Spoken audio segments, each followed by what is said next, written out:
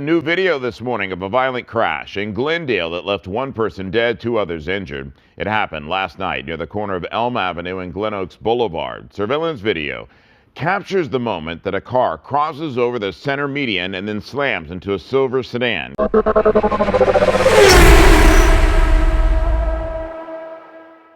What's up, everybody? Welcome back to Club Import Cars and Chatter podcast. We're back here at Straight Auto Body Shop. And before we get started, I want to thank all our new listeners in the UK, Australia, Germany, and all across the world. And we're back here with Officer Ryan Insalaco and Agent Michael Bakunowski. How you guys doing today? Good. Yourself? Good. Solid. Appreciate you asking. How's it's been a minute, right? Yeah, too long. Almost a year. Yeah. I know. It's been too long. But it's okay. We're back. We're going to get into it again. And hopefully we can do this once a month. Because the last time you saw me was not fun.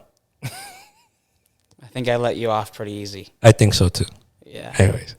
Last time we were here, we talked a little bit about Ryan's Law. We're going to dive into that a little bit. It's a law that was introduced in 2020, and I don't think a lot of people knew about it. But you want to get us into it a little bit? Absolutely. Ryan's Law, it was for Ryan Copel, passed away in August of 2020. He was an unfortunate accident as far as street racing. Vehicle ended up hitting his vehicle. He was a passenger, ended up dying. Secondary to that, unfortunately, it sounds like the suspect who was part of the driver who killed him only got about 90 days in jail and a fine. Parents were really upset about that. They tried to get legislation passed with an increase in street takeovers and street contests, speed contests, and so on. They were able to get Senate Bill 1472 passed. That took street racing and takeovers from a misdemeanor to a felony, which would have upgraded that charge to a significant amount of time, higher penalty, higher fine, and stuff like that. So that's a way for law enforcement to combat that, because clearly there's been issues since then, 2021, 2022, even now, that's still a constant thing that CHP, LAPD has been trying to handle, and it's a never-ending issue, unfortunately. Okay. And now, let me ask you a question. Since 2020, how do you think the law has been implemented as far as the takeovers go? It seems that it's still happening. I mean, we hear about it all the time. Has it mitigated a little bit? Possibly.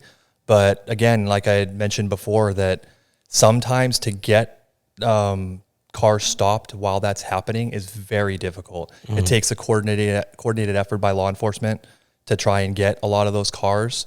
So you might get one or two, but it's to stop it from, somebody dying. And I haven't heard of too many fatalities as a result of it, which is fortunate, but the incidents are still happening.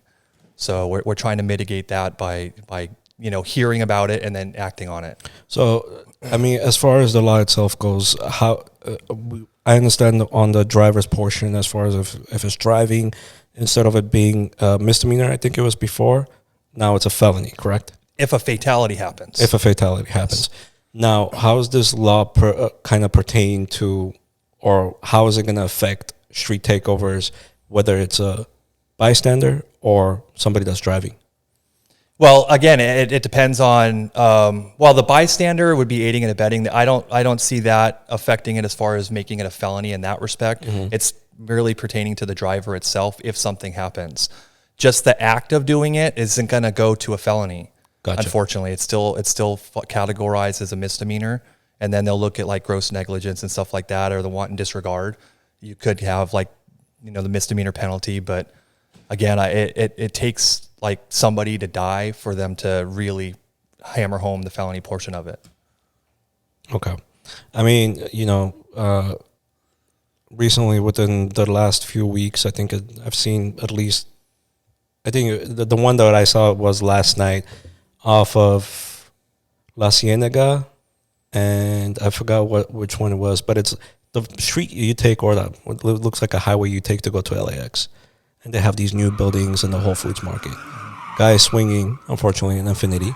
And, two Infinitis collide into each other. One of them's hanging out. He looked like he was about to be squash sandwich. Mm-hmm.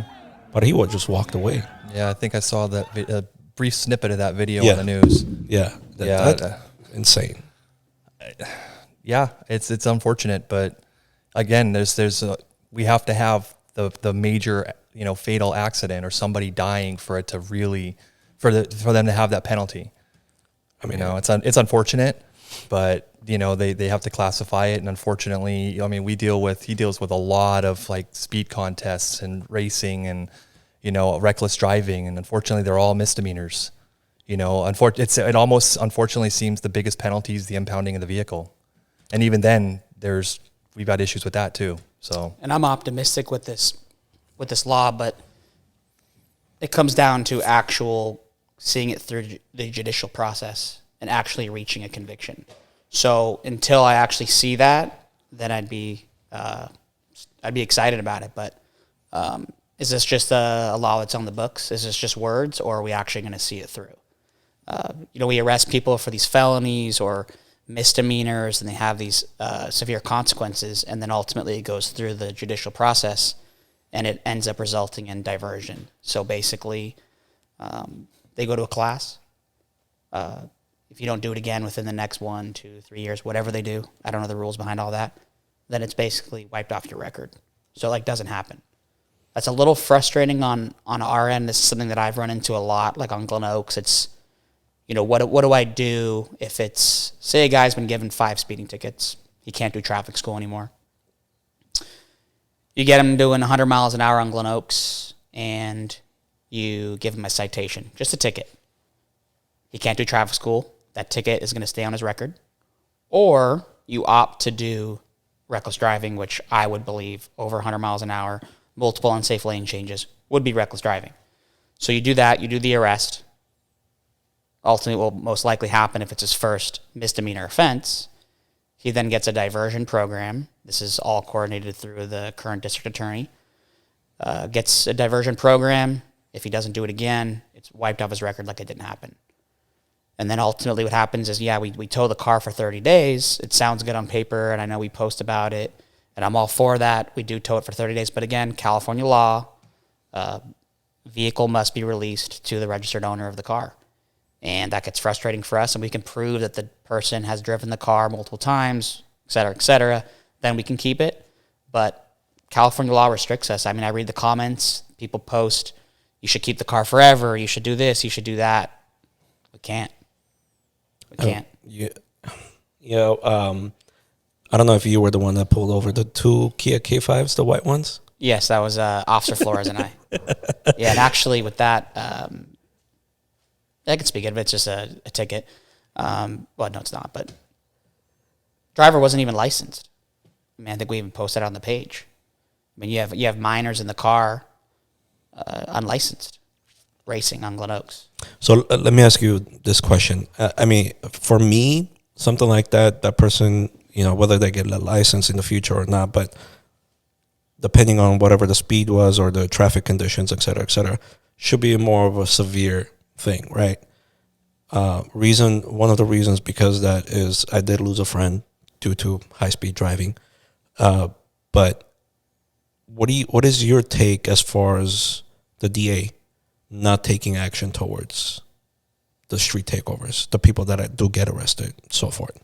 I mean, obviously, this is a fine line that we're on, and we can't speak politically, but it is frustrating to have our hands tied. I mean, I grew up in this city. I have family that lives here, and I feel like I'm seeing it. I feel like pursuits, running away from the police, it's almost like incentivized. We can't pursue it. If something bad happens, it's our fault. So it kind of gets frustrating, but we've had people who have had tickets on Glen Oaks, have gotten 20 speeding tickets, and that's even steering away from the district attorney. That's the DMV. I mean, why is their license not suspended already? But outside of that, there's no guarantee even with a suspended license, they're not going to drive. Yeah. And I mean, you got to look at in your case, they were juveniles under. I mean, that's going to get taken away at 18, guaranteed. It's not even going to exist anymore. So that's another thing we have to deal with, and it really makes it difficult for us to do the things that we need to do. Yeah. When I saw the post, I for a second I thought they were totally different cars, and then I zoomed in. I saw there were 2 Kia K5s. Why in the world would you even race those cars? Well, actually, the Kia K5 was actually one of the vehicles. K5 is the same thing as a Stinger? No. Close? No. Both Kias? Both Kias. I didn't know it was a bit. They're different models. I don't know. It was either a Kia K5 or a Kia Stinger that was the vehicle that was ultimately in that fatal crash in Burbank. What was that? Glen Oaks and Andover? Okay. Is that Where they're the racing. four cars? The Yeah, four where they hit the Jetta and then a body was ejected. Mm-hmm. I think it was a K5. It might have been a K5. And, Yeah. you know, from what I've heard, is that car was going like 120 something miles an hour. Accelerating. So- I talked to the officers on that one, 120 plus. Any modern car can accelerate rapidly. I mean, I've gotten LiDAR 80 mile an hour Prius on Glen Oaks. Yeah, Prius should be illegal, by the way. I had to get you to laugh for a sec. Oh my gosh. But we're not getting to it. But back to the Ryan's Law a little bit. I did some reading into it, and I think one of the major reasons as far as why California is pursuing it a little bit more is because of the higher percentages as far as accidental deaths, deaths during an accident, and the street takeovers, right? As far as I know. Yeah, no, I totally agree, and that's the logical step that they're going to take. But again, Ryan's Law is specific to somebody dying. Dying, yes. You know, street takeovers itself and all that stuff unfortunately falls in the misdemeanor category. But the question is what is going to happen when we arrest those people even for the misdemeanor? And that's up to the DA and the filing DA and the head DA to make a decision and say, well, enough's enough. We need to go a little bit more than just a 90-day set. Well, it wouldn't be a 90-day sentence, but who knows what the end result's going to be on a misdemeanor like that. You know, like you said, a lot of times it's diversion. Yeah. You know, they'll get arrested, they'll be out, they'll be living their life like nothing happened, and they've got court ordered, you know, something or other, and then have a fine, and then it's done. You know, the question is are they going to, you know, you have to have prison time, you know, and that might curb it more, but until that happens, it's going to continue to happen. You know, I think we talked about it even last time. It's kind of sad because when you watch the news, the media portrays all these guys as car enthusiasts or whatnot. You know, it's good to see. For us, it's good to have officers to come to the podcast, sit down and talk to enthusiasts like me, and so that you guys can get an idea as far as who we are and what we are versus to what the news or the media portrays. Because when you look at the cars, most of the cars, even watching the news on the Bay Bridge from the other day where they shut down the freeway, guy hit somebody while he was doing donuts. They actually took him out of the car, beat him, and stole his car. You know, and the street justice. Well, on that same token, I think a lot of those cars that are even in those street takeovers, those are stolen cars. And though I don't think those are car enthusiasts, I think those are criminal enthusiasts who are using that opportunity to drift around a car that's not theirs. I would never treat my own car like that. They're doing that because it's stolen. And if you see these police officers roll up on these street takeovers, everybody starts fleeing. And that's one thing that gets very frustrating for myself is I see these pursuits that result in a fatality, and it's somehow like the police's fault. And you kind of want to, I look at it like, how do we get to the root of like preventing that pursuit from ever happening? I hate being in pursuits. It's dangerous, especially on a motorcycle. Mike can relate with this. You get tunnel vision. You have to constantly fight it. It is very dangerous for all parties involved. But I think the core thing is to prevent pursuits is there has to be severe consequences. If you were to flee from police and you were like doing a 10-year prison sentence, and I know that may sound extreme, but maybe something extreme would prevent people from getting hit, killed, innocent bystander, or they get broadsided by some fleeing suspect. I want no part of anybody getting hurt. We're trying to arrest this person, apprehend them to prevent somebody from getting hurt. But I just don't believe that the consequence is enough. It's almost like incentivized. It's like you get a free pass to try to get away from the police. Like a slap on the wrist? Oh, absolutely. I mean, look at the news on a daily basis. How many pursuits are we watching? Yeah. And that's just, there's no consequences anymore. And then police are having to, cancel it because of liability. And then there is ultimately a death, and it's the police's fault. We understand that there's, I mean, obviously saying consequences, even for us, like we're driving, something could happen, somebody could die. We obviously want to prevent that, but some of these people that are running don't even care. You know, I think we watched a pursuit like a week ago where law enforcement backed off and the guy was still driving reckless. They just don't care. There's no consequence to it. I know they like to harp on what was the original violation. It's like, really, police are pursuing this guy for tinted windows. Let's be real. Would you really be going 120 miles an hour, fleeing the police, driving on the wrong side of the freeway or street because you have tinted windows? Yeah, not a normal person doesn't do that. There's something else on board. You know, that brings up the question of the conversation we had at the last show, the Glen Oaks accident, whatever came of it. So that was the one where the guy was fleeing from me on Glen Oaks westbound through, I believe that was Sonora or Allen, that area. And he was going over 100 miles an hour, clipped a car, ended up losing control, hit a parked car, a Tesla. And then everything was recorded by another Tesla that was driving. But ultimately what happened with that was like multiple year probation, multiple year license suspension. It actually was more punitive than I had thought it would be. Unfortunately, I think it should be even more, but like even to hear that was refreshing. Plus he got like it wouldn't be called a Watson advisement, but it's like a dangerous driving / Watson advisement. It's basically where you read this thing formally on the record, where the judge reads it, or however it works, the DA reads it, where you are now advised, which I don't think that you should have to be told this, but it's above my head, that what you're doing is inherently dangerous. If you do it again and if you do it again, it risks the public and it could ultimately kill somebody. If it does kill somebody, you will not be charged with manslaughter. You will be charged with murder. You'll be charged with murder as a result of that. So he was formally advised of that. So you never know if it happens again. But yeah, there was no reason as to why he was any good reason, and it didn't even go to trial. It was a plead out, just pled out. But I have seen on Glen Oaks a lot recently. It seems like Glen Oaks slows down when we're there every night. If we're not there for a night or two, it's back hot again. They know about it. I swear. Somehow. I swear. Anybody who watches this podcast who knows me knows exactly where I go every time, so I've been trying to change it up. Mailman. Touche. That's funny. Yeah, actually, what's funny is some guy got mad at me for being parked right there.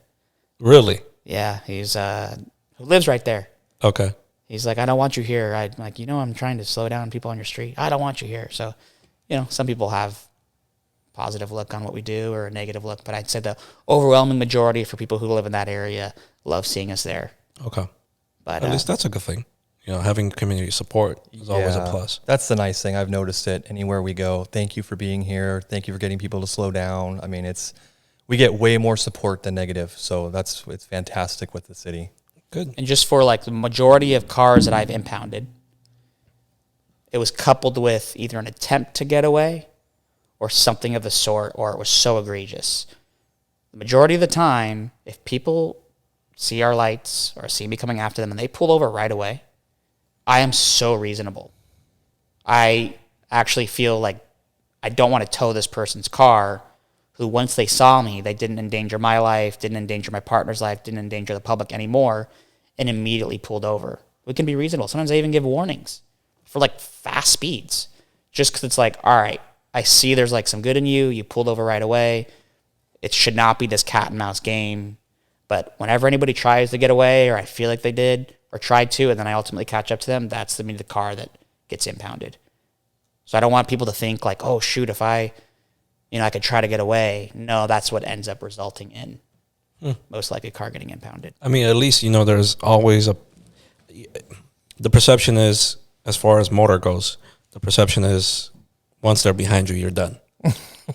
I feel like, I have heard that. I hear if you get pulled over by a motorcycle officer, you should go buy a lottery ticket. Yeah. Did you buy a lottery ticket? I did. I got $5 out of it. All right, fair enough. Well, that's what we're here for. We're here to enforce traffic laws. That's our specific job. Yeah. And we have discretion. And if it's how you interact with us is going to determine the course of how we're going to interact with you and what's going to happen.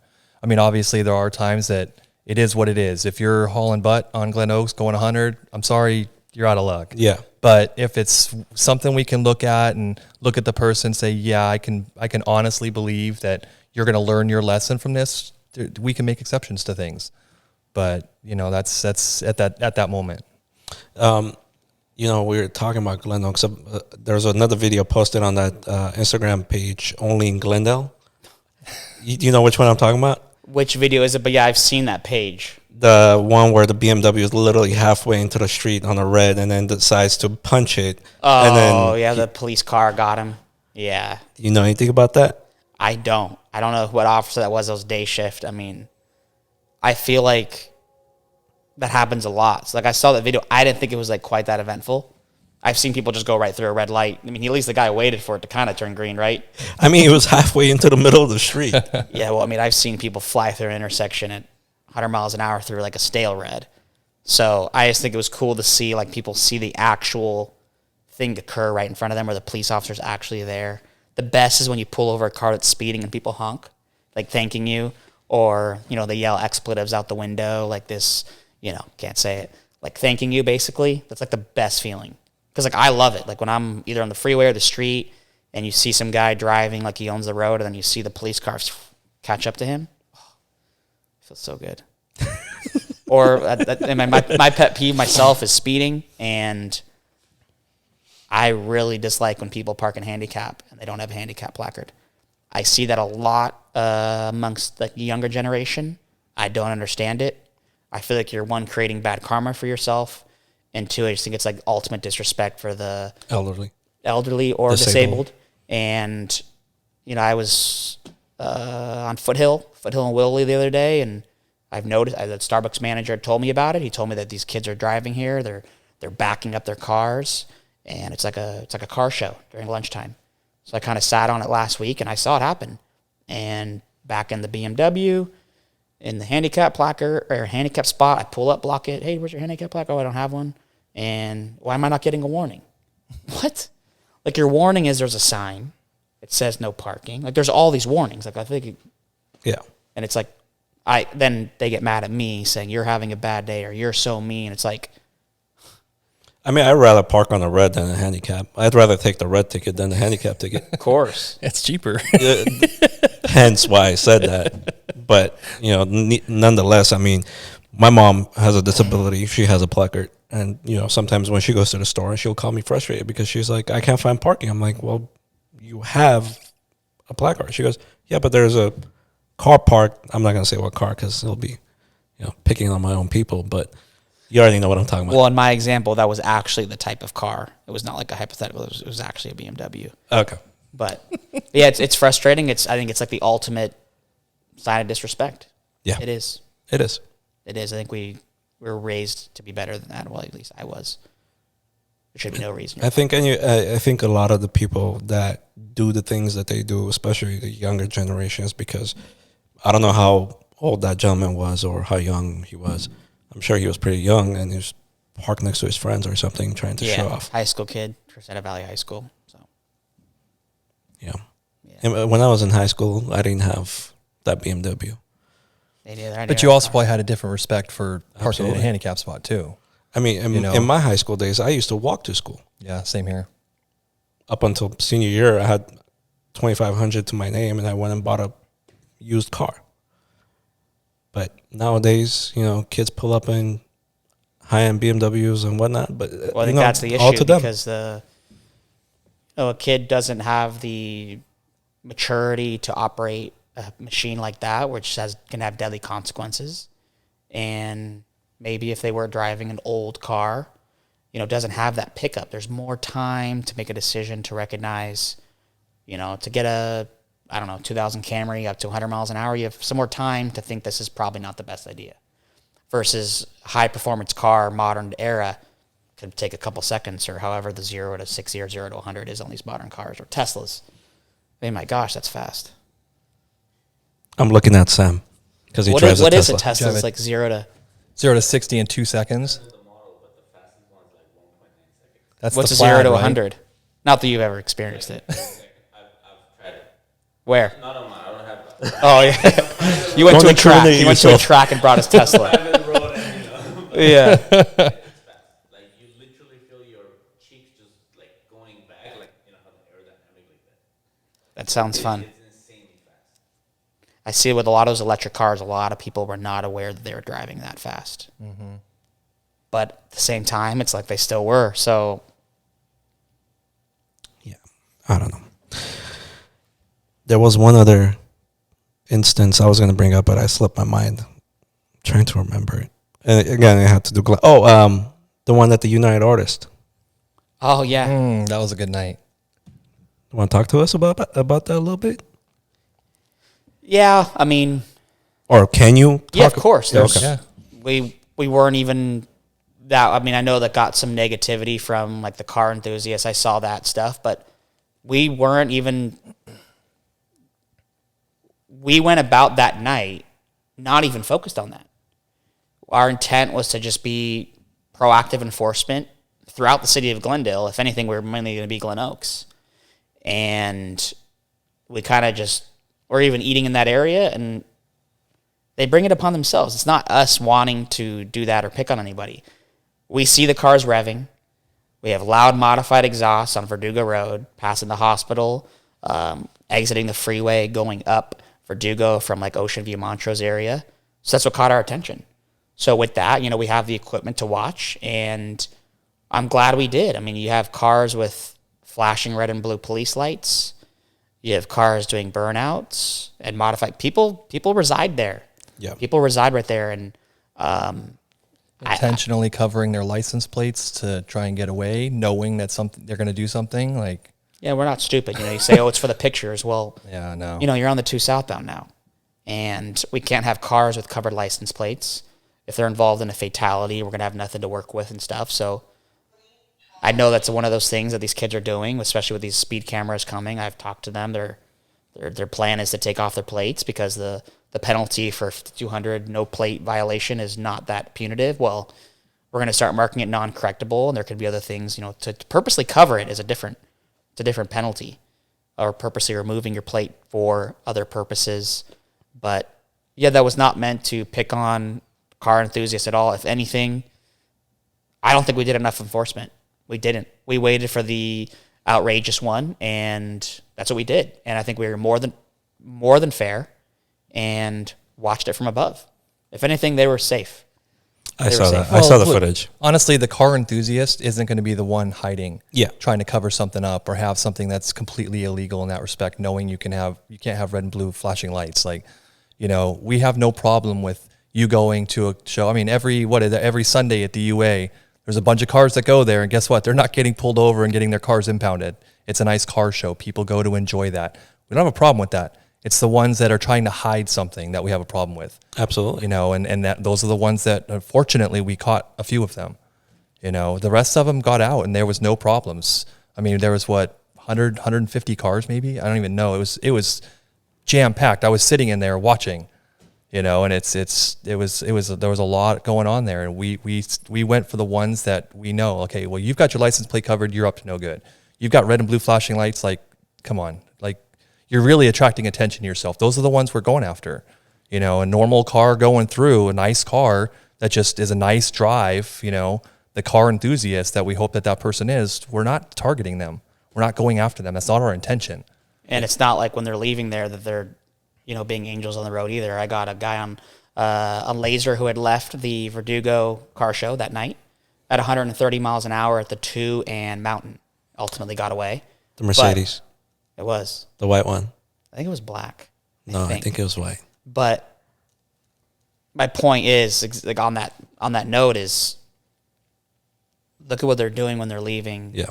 They're coming in, they're being loud. And I know a lot of those people that go to those things, and I know one of the guys who set it up that I'm aware of, he's, lives in Glendale.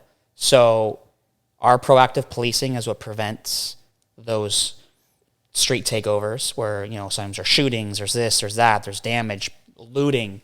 I mean, I saw that one in Compton where they broke into that. Yeah. So our proactive policing, although it may be frustrated, big picture, it's what makes the city great. Mm-hmm. This is why people move here. This is why people want to raise their families here. And it's not always pretty. We have to be proactive. I mean, I was at the UA, I think 2 weeks ago. It was mostly Corvettes and American cars. I mean, I haven't, to be honest with you, I didn't even know every Sunday at UA had events. I knew that people will gather around there and then head up to the Angeles Crest, Newcomer's Ranch, but I didn't know they would actually just go there and hang out all day long. So took my little son over there. It was amazing. I mean, don't get me wrong, there was one idiot that came through and started revving on his way out. Just literally, he entered, revving all the way to the point he exited the parking lot. You know, and people were like, why? That doesn't tell me enthusiast. No. I mean, You know, all he had was, I'm not going to say the car, but he had no modifications, and all it was exhaust.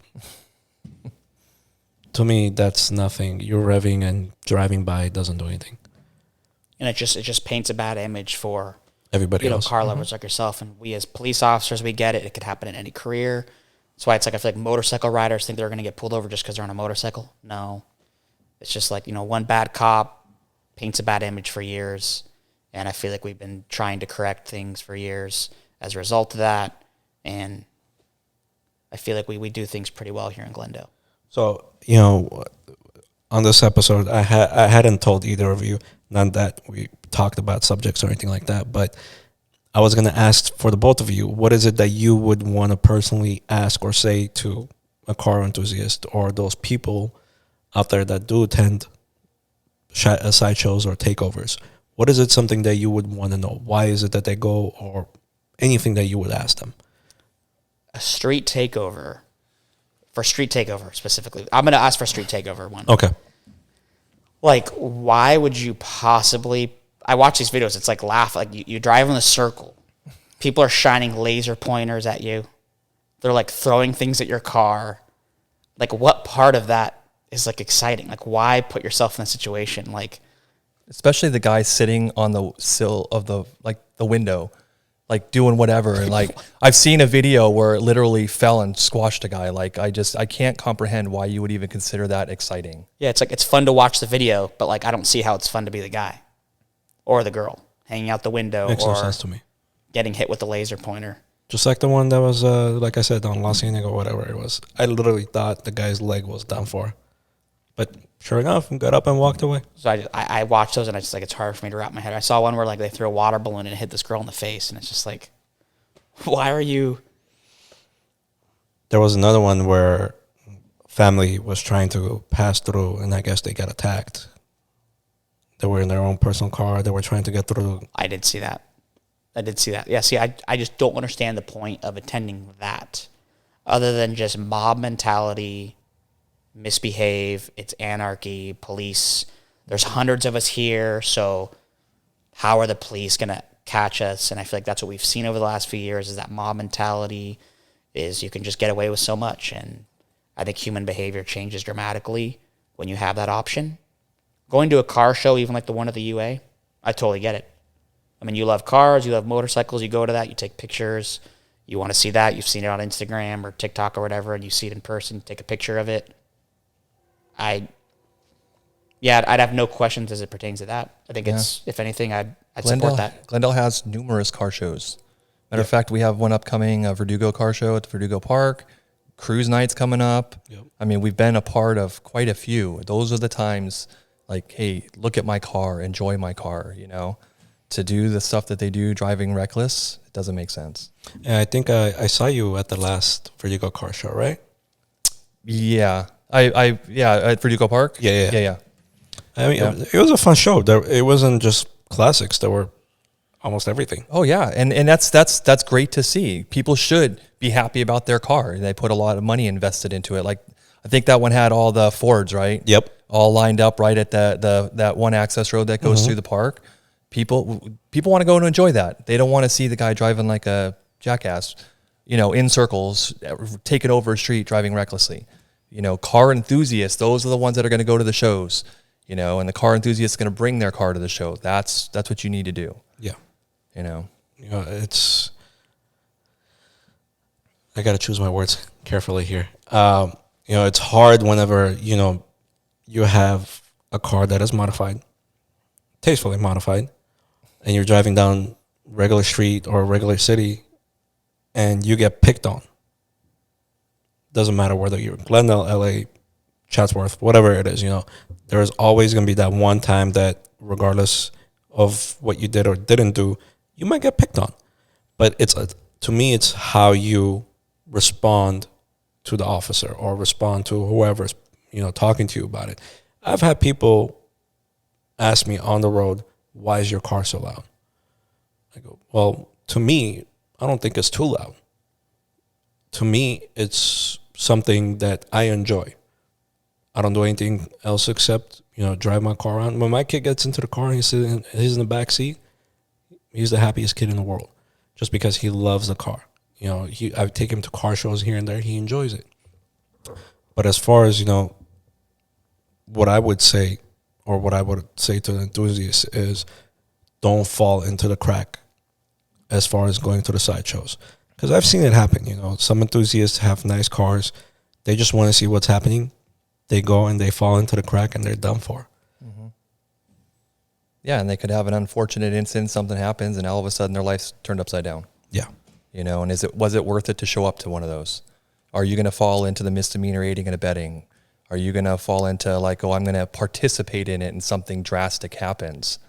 You run that risk, and that's, car enthusiasts shouldn't be doing stuff like that. It's a different crowd. I have to look at it as a different crowd. Absolutely. The people that truly enjoy cars aren't going to go to some street takeover and do some stupid stuff in the middle of the road. They're going to go to the UA lot where they're just going to park their car and say, "Hey, look at my car," or go to Verdugo, or go on Honolulu, or cruise night on Brand Boulevard. Things like that. One thing I would say to all the enthusiasts listening, I don't care whether Infiniti drivers, BMW drivers, but I think that what cruise night is missing is like a nice JDM Euro lineup. I think we should get Glendale to reserve one street just for all the modified cars. It can be done. There's nothing that says that you can't. I mean, people bring all types of cars. I've seen it.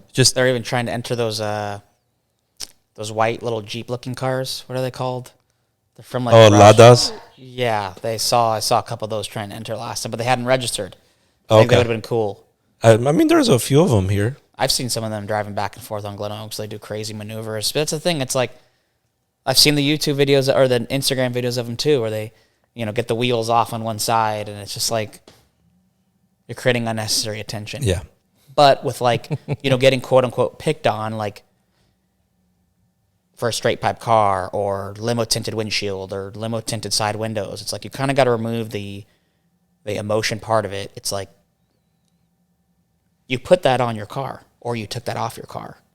Sometimes you have to be accountable for it and you get a ticket. It's not the end of the world. Absolutely not. I mean, modified exhaust, not modified exhaust, tints to me is you get a ticket, It's a fix-it ticket. Take it off. If you don't want to take it off, pay the $200 fine and get another one. Be honest with you, I don't think I've gotten a tint ticket in a while. Don't get any ideas. But just be aware that, if we've got your chronic offenders on that, we can make it non-correctable. Absolutely. Yeah. And we use discretion. Like, me personally, windshield is a no-go. Don't even do it. Get that crap off your car. The tint on the side of the window, it's discretion. If I can see in a car, I'm probably not going to pull you over. If it's to the point where I cannot see in a car, you're getting pulled over.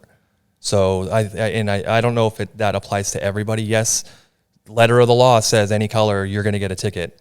But again, subjective. It's what I choose to do. And if I can see something, I'm not going to necessarily do it. But it's the blacked out windows that I think is extremely unsafe. People think, oh, it's cool, it's to protect you from the sun. I don't want my partner walking up on that at night. Yeah. It's impossible to see in a car, and that's a safety thing. Even during the daytime, I don't want to walk up in a car with tinted windows. It's a safety thing. So that's why we enforce it. But if I can see in a car, I'm likely to let it go. And it does reduce your visibility. I mean, I've driven in a car that had tinted side windows or tinted windshield, and you're making a left or a right, and you gotta roll down the passenger side windows to try to see. I feel like Ace Ventura, with my head out the window trying to see, and it's just like. To be honest, a lot of our accidents involving pedestrians are left turners at intersections. It's probably because you couldn't see.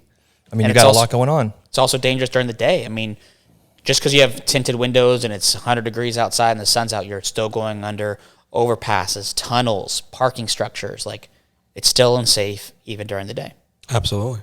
I mean, to me, I saw a car with double limo on the front windshield. I mean, it's just During the day, I saw myself in that window. I saw a guy with like a limo tinted windshield once, and he was wearing sunglasses, and it was like 11 at night. Yeah. So I mean, Was it a Benz? I'm just messing with you. yes. It's okay. It's still better than Tesla. I love you, Sam. You don't have a tinted windshield, do you? No. A tinted windshield? I'm noticing it a lot on Teslas. A lot. I do. A whole lot. I do. Yeah. Well, actually, I've even been putting it in reports. I'll give you a stern warning. Yeah. When there's a car crash and the vehicle has a tinted windshield and it's dramatically dark, I put a line in there that the windshield was tinted. So for insurance to at least be made aware of it, it's documented, and maybe it affects the claims. That's out of my control. But remember, I'm just a fact reporter. This is what occurred. There was a tinted windshield. that actually goes to the insurance? Yes, the report will go to the insurance, and then maybe the insurance will go after maybe less money or go after whatever tint shop did that. So Changes the percentage of who's at fault. I mean, they could easily say, well, that person would have been 100% and you were nothing, but because you had a tinted windshield, something could have been avoided, and all of a sudden you're 25% at fault. just Now like the you smoke haven't- taillights. Yeah. You know, you're sitting at a red light and you're chilling and you get rear-ended. Those smoke taillights may be a factor. They're not reflective anymore. Yeah, I don't think I've seen smoke taillights in a minute, though. I still see a couple still here see and a there, few. but yes, it's dramatically gone down. I feel like it's like spinners. Remember the I spinners? think they're coming. I think spinners Spinners are coming back. I I think so. haven't seen too many. I mean, depends on what car, but I've been seeing them on a lot of donks and. I just remember there's like 3 of them that work, and then like one is not working. It's like looks so bad when the spinner wasn't working. Oh yeah, I got see all what you're these talking on. about. It's like- But they went away with spinners, but they have the hub and the cabs that actually stay floating where it doesn't turn; it just stays still while the Is wheels Chrome turn. making a comeback or no? I don't think Chrome is making a comeback, but I think a lot of the wheel companies are focusing on hyper silver Oh, okay. It's like matte silver. because I think in California Chrome is illegal, or you can't chrome wheels in California. Oh, I had no idea. I just remember it was like early 2000s. Like Chrome was hot, and then it just kind of died out. Well, at least in LA County, I know for a fact no shop will re-chrome wheels. Now, in Ventura County, there's a couple of shops that'll re-chrome it, but they would not want to re-chrome it, if that makes sense. They would rather do silver, which is somewhat identical to chrome. Didn't It's know less that. toxic. I did not know that. So I was going to wonder, is that more of an environmental thing? Yeah. Okay. Yeah, I think a lot of the shops or paint companies or whatever, they stopped doing the chroming process or whatever it is because of the chemicals involved into it. And then just kind of like a random thing that I just did a neighborhood watch thing in Montrose, and I feel like residents were like surprised we have to do this. It's like a new California law, and if Mike can chime in too about anything that I'm missing, but this started with big agencies like CHP, LAPD, and then it started phasing down into the smaller agencies. Is a thing called RIPA. So what happens is if we pull over a car, let's just say you see an old lady with no headlights on, and you pull her over, hey, turn your lights on, warning, right? Have a good night. That stop takes 20 seconds. Just to tell. Now we have to do a RIPA report for every single contact we make, whether it's pulling somebody over, contacting somebody on a sidewalk, a call for service where we detain somebody, where we need to answer a bunch of questions as to what occurred on that stop. That takes longer than the traffic stop. So Racial Identity and Profiling Act. yes. So, and these are just what we have to answer. So this is being factual right here. So say I pull you over, I have to type in what date I pulled you over on, what time I pulled you over, what intersection I pulled you over, what age I perceived you to be, what race I perceived you to be, whether I perceived you to be cisgender, transgender, Straight. Yeah. bi, all that stuff. I hope I'm not forgetting any. If you were bilingual or poor at English, and then I have to put in what the violation I pulled you over for. If I searched your car, if I did search your car, give a brief narrative as to why. Did I tell you why I pulled you over? If so, what violation did I tell you I pulled you over for? Did I end up citing you or warning you? If I did cite you or warn you, what was the violation for? How long was the stop for? I did the thing. I checked on my phone or on the computer. It's at bare minimum 51 or 52 clicks with a mouse and 50 keystrokes on a keyboard for every single traffic stop. You know, I thought I hated my software that I use at work, but you have me beat. So people get upset. Why aren't you like? It slows us down. Imagine if you're checking out at a Trader Joe's and every single person that came through that line, that worker had to now type that out for every single person that went through. Imagine how backed up the line would be. It's not. It's inefficient. It's law. We have to do it. Every detention we have, and every traffic stop is a detention.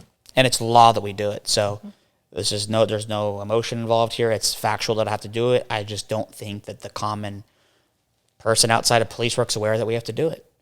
And it gets uncomfortable at times. I don't like having to perceive what I believe someone's sexuality to be. I feel like it's none of my business. But law requires me to do it. You know, I'm doing a speed enforcement. I get you on LiDAR at 70 miles an hour in Glen Oaks, and I'm pulling over for that. And I don't know what race you were. Sometimes these people have tinted windshields. I feel like it's irrelevant, but it's what we have to do. Wow. And I thought my job was bad as far as typing goes. It gets frustrating. We write a report for every stop we make. A report. It's literally called a report. No, I know that you guys write reports. I forgot what his name was, but I've been actually a couple of ride-alongs a long time ago with Glendale PD, and then I saw him write the report. I was like, you have to do this for every single interaction? He goes, yeah. But this was like 10 years ago. Yeah, and that's probably like a crime or an incident. This is for never a single contact. If I flip on those lights and pull over a car, I have to fill out one of those. Even a theft suspect, for instance, you have to write your report for the theft, arrest them for the theft, and still do a RIPA on top of it. Because Jesus it's a detention. Christ. Yeah. So let me ask you a question. Let's say, hypothetically speaking, you want to say hi, but I didn't notice you. You flipped on your lights. You would have to write a report about that? Correct. Mm-hmm. I would have to guess your age and race and sexuality and all that kind of stuff. That's not fun. No. So, yep. So technically speaking, you have 3 reports right now, right, in general, for every pullover. So like say I give you a ticket. Yes. I have to do that, and then I have to do that report. And then you have to do the RIPA.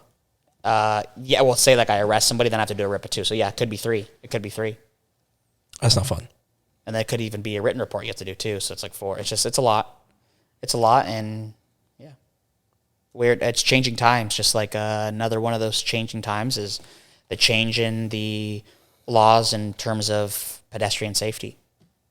You know, they changed the jaywalking laws where a right to walk. What was it coined? Kind of like the Neighborhood Safety Act, Prop 47, which decriminalized almost everything. It's very deceiving names. The Freedom to Walk Act, because I think not the common belief, but the perception was police officers are unlawfully detaining people who are jaywalking. So now what happens is you have people just crossing the street kind of wherever they want. And I think it adds to a lot of danger for everybody. And pedestrian deaths are up. They've skyrocketed in at least city of Los Angeles or county of Los Angeles. 24%. That's a lot. And that's why. People, like, so there's a transient in La Crescenta who has like dreadlocks who walks in the middle of the street, and we get calls on him all the time. And people get, so why aren't you doing anything? It's like, well, the law says the officer shall not. It's illegal for me to stop a pedestrian who's in the middle of the road if there's no imminent threat of a collision occurring. So imminent threat of a collision occurring, like that may mean something different for Mike versus myself. It's like, I look at that as like skidding or a collision occurring. Absent that, I don't want to break the law. I love my career. I love going home. I love walking the dogs. I like having I don't want to get charged for unlawfully detaining some pedestrian. Yeah, that's not fun. No. And then meanwhile, we're painting all these lines where these crosswalks and all this stuff, and all this money's being put into pedestrian safety, and they just enacted that new law of no parking within 20-something feet of a crosswalk, or the crosswalk. It's an unmarked crosswalk or a crosswalk, but it's like So if it's unmarked or marked, you can't be within 25 feet as far as parking but goes? people aren't going to know that. So it's Yeah, like, so it's, like, you know, where you step off, where like wheelchair access basically to get across. Technically, you can't park within that distance. how a common person is going to know that is beyond me. I feel like the only way that's only fair to be enforceable should be the curb should be painted red. Absolutely. I mean, how it's there's So- no painting I can park here. Essentially, if you're going down the street, you got a T section and there's a walk down, but there's property right there. If that person lives in that property and is parked on the street Correct. and there's a walk down, that person can get a ticket. Correct. If you're parked there within 20, is that law like in effect now? Yeah, I believe it is. I wouldn't write that ticket personally. I'm trying to think. Am I parked right now? Yeah, that sounds. That's to make things safer for pedestrians. But at the same time, pedestrians aren't crossing at crosswalks anymore. They're just going middle of the street. You go up Brand right now, you'll see people in the center median. I mean, it's frustrating, especially as a motorcycle rider. Like, you hit a person crossing the street, that could have deadly consequences for Mike or myself. In a car, even, you may swerve out of the way. That person may hit your windshield. I mean, it's not just danger for the pedestrian alone. There's dangers for everybody else. What I'll add to that is we've seen an increase in that, and what I would want to relay to those pedestrians crossing like that is you're going to be found at fault, 100%.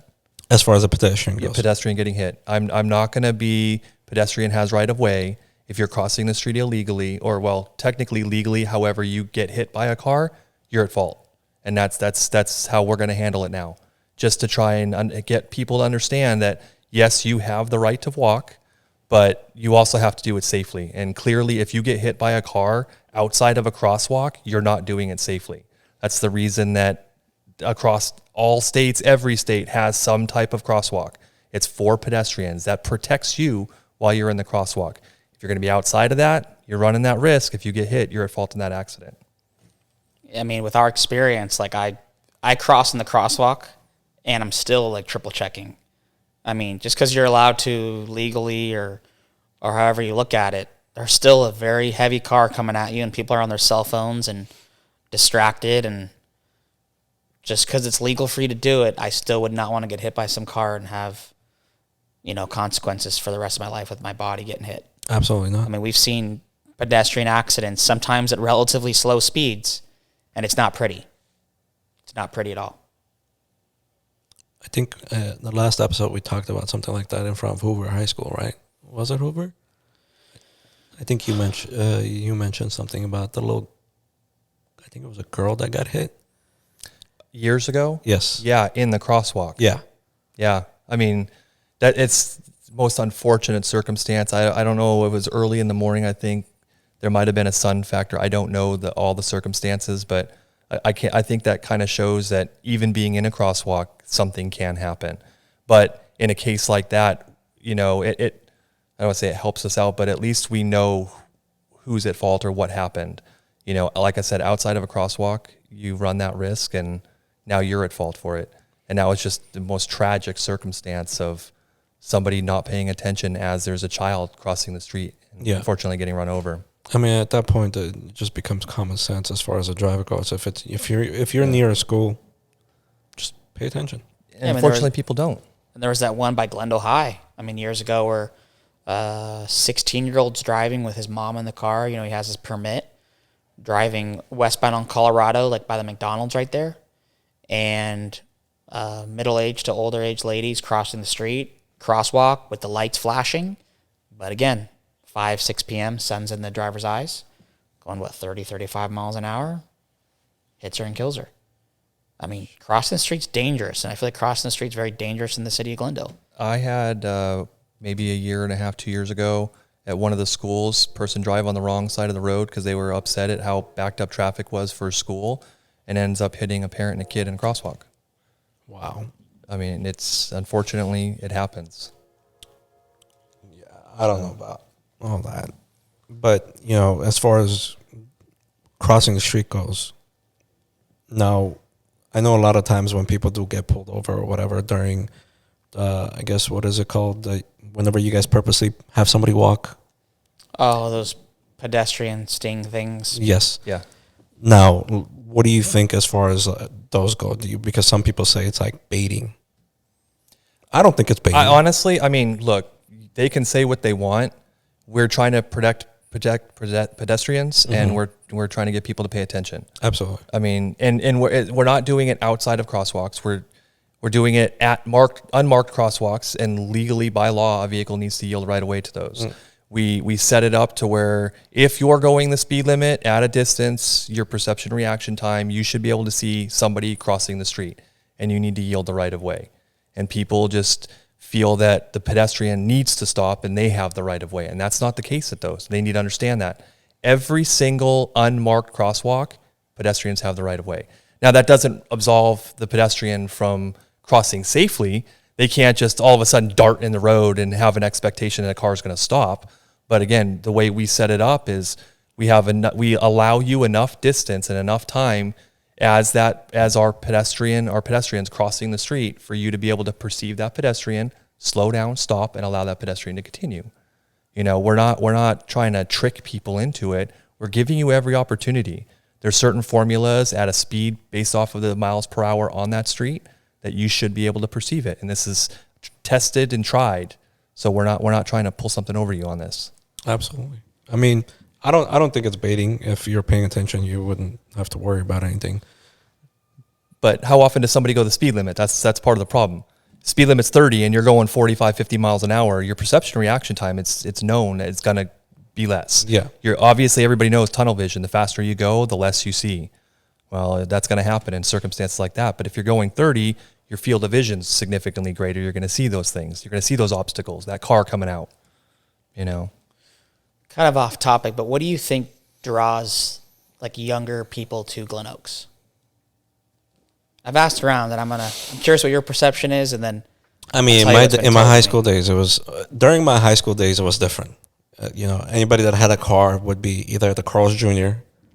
I forgot what cross street it is, or at the 7-Eleven all the way by Alameda, I think it is. Okay, we got one at Alameda, we got one in Highland, and then this Carl's Jr. is like at Grandview.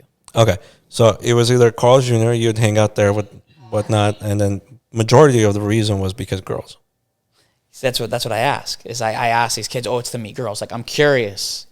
Like, how does that work? Like, I don't know. You're driving back and forth, and you're at the red light, and then like all of a sudden, like, how do you see a girl at 100 miles an hour? Like, I'm trying I just to feel understand like my dating experiences has been like dating apps or coffee shops or dog park or, I mean, you name it.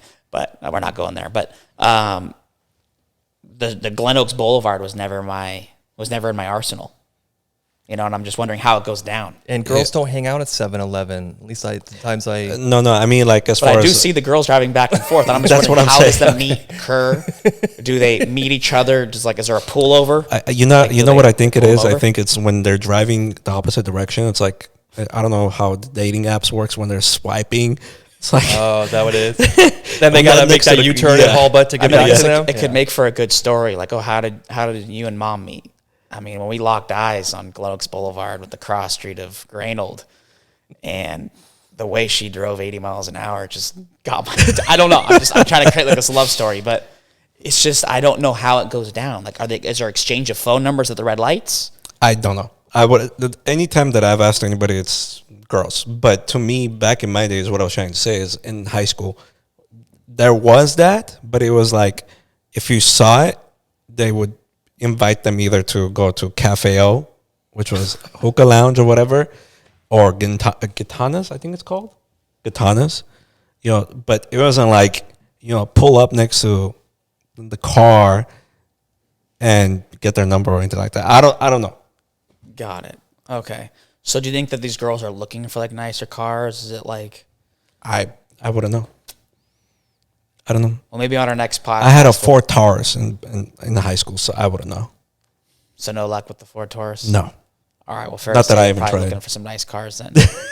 But I mean, I'm gonna ask around. Maybe on our next episode, you'll have some information. I want to. You know, why don't you? I mean, we can ask, you know, the viewers, see what they say. Yeah, I'm curious, and I'm curious if they've had any success. I'm sure somebody's had some kind of success. I don't know if it led to marriage. Yeah, I guess it would depend on what somebody considers to be success. I mean, it will be something along the lines of somebody has a kid out there that they don't know about.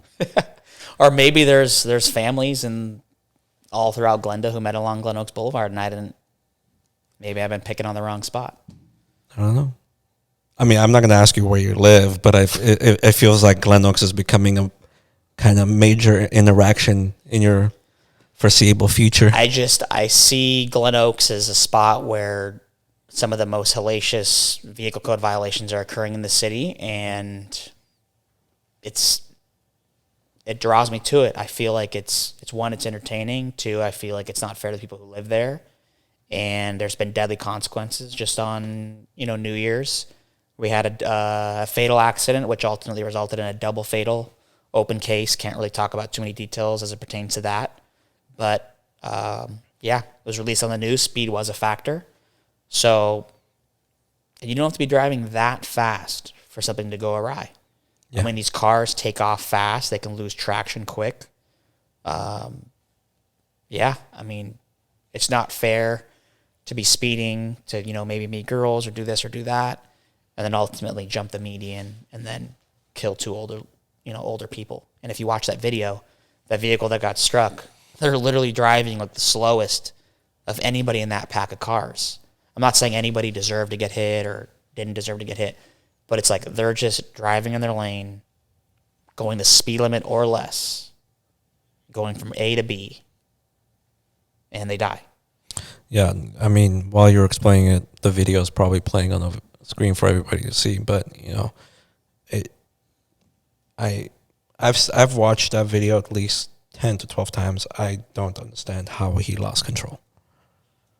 To me, we're not going to dive too deep into it, but to me, it would have been that somebody purposely turned off the traction control in that situation.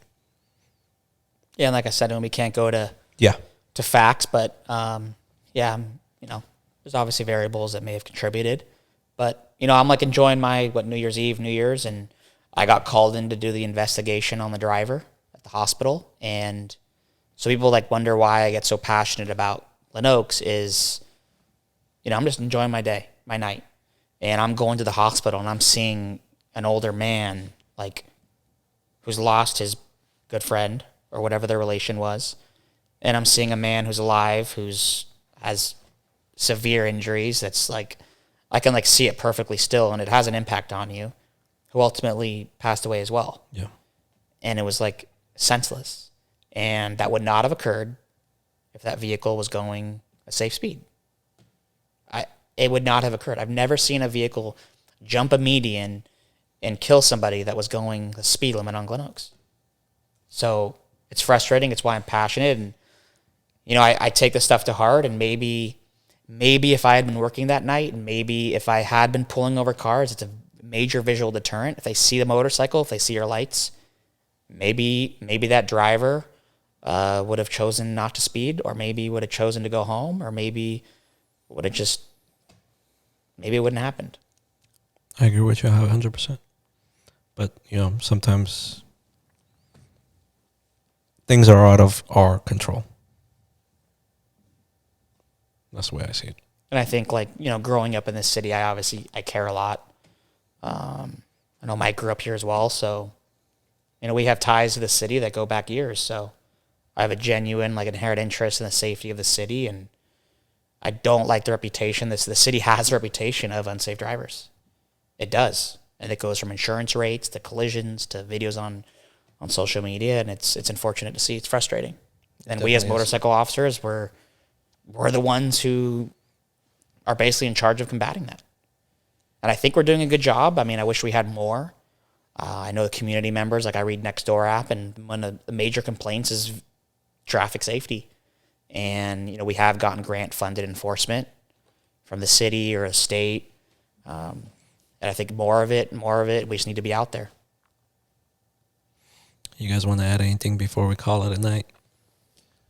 Well, I got some statistics I just wanted to kind of throw out. Absolutely. As far as reckless driving and speed contests, because he has a huge factor in him and his partner go out Friday nights, Saturday nights, hammering Glen Oaks as much as they can.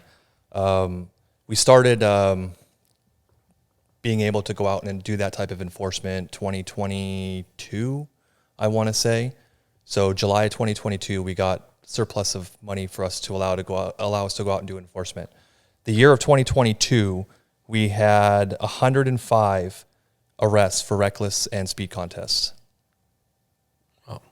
Just in that 1 year alone. 2023, fortunately, it went down to 84. I would have to say a huge factor is him out there on Saturday nights trying to get people. And if you see, he does a significant amount. This year already, we've got 37. Jesus. And that's speed contests and reckless driving. Now, that's not to say that it's just Glen Oaks, but primarily that's where it happens. Yeah. So people need to be aware. He's out there, we're out there. That's going to lead to something, whether it's a fatal accident like we had on January 1st, or even previous to that. Prior to that one, I'd been involved in the 6 years I've been in motors. I've been to almost every fatal collision in the city. So I've seen a lot, and unfortunately, quite a few have happened on Glen Oaks. And that's due to some type of reckless driving, speed contest, something along that line. And if the statistics are showing it, and again, this is just Glendale alone, and probably I would have to safely say on Glen Oaks itself. That's concerning. And that's something that people need to understand. This isn't a raceway. You need to slow down. We don't want somebody to die. It's going to turn your life upside down. And going back to Ryan's law, speed contest, you kill somebody, guess what? That's now a felony. That's no longer a misdemeanor. So those are the consequences that you're going to suffer. So people need to pay attention to that and slow down. We've been doing this enforcement based on a couple things. We have like you said, of funds that's like basically directed. I believe, I don't want to be incorrect, but if I am, I'm coming. I think this is what it is. It's like city council gave us a certain sort of funding for this nighttime enforcement. We've done enforcement through directed enforcement with collaboration of patrol, and that has had a great effect on Glen Oaks. I've had people walk up and this is the best we've seen Glen Oaks in years. And there'd be times where it's like I'd be on Glen Oaks and like it'd almost be boring for me because I wouldn't be getting anything. But it's like at the same time, that's the end goal. But prior to us getting this support from command staff for directed enforcement for patrol, the funding, it would be incumbent upon patrol to do traffic enforcement at night. And I think that's why Glen Oaks was hot, is patrol gets busy. Not in any way saying patrol wasn't doing a job. They get stuck on calls. They get stuck on calls, and there's more forms you need to fill out. They get stuck on these calls longer than maybe they used to. And us and Traffic Bureau being out there, or patrol officers doing extended enforcement out there with directed enforcement, it's allowed us to have a great impact on Glen Oaks and hopefully make a better quality of life for the residents that live there or are just traveling through the city. Anything that helps out the citizens in general and, keeping everybody on their toes at least. Well, in that, I would like to say thank you to the citizens that support us on that. Because as he said, time and time again, somebody says, thank you for doing this. That's huge. Yeah. We know that we're appreciated, and it drives us to continue to do it to keep those people safe. So that's our end goal there. And even like comments on Instagram and stuff. I love reading it. They're always like, please more enforcement, please more traffic officers. Go here, go there. It's like your voice is heard. We see it, we hear it, we read it. And that's why we have that surplus funding. People send, we all get complaints. And very few people say the good things we do. So when they send like a good guy email, like that stuff goes a long way as well. People have come up to me and said, oh, you've done a great job. You've done a great job. Hey, here's my card.